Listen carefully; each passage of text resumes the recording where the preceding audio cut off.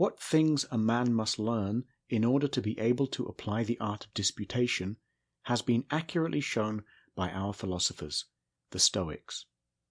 But with respect to the proper use of the things, we are entirely without practice. Only give to any of us, whom you please, an illiterate man to discuss with, and he cannot discover how to deal with the man.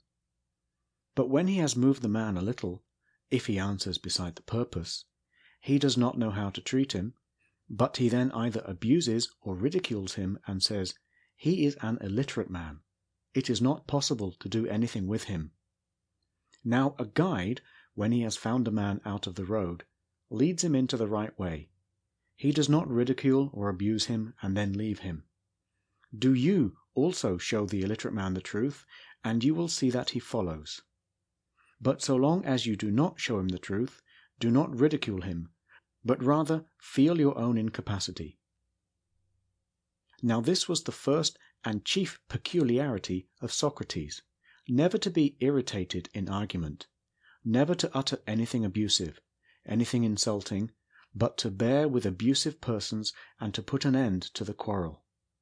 If you would know what great power he had in this way, read the Symposium of Xenophon, and you will see how many quarrels he put an end to.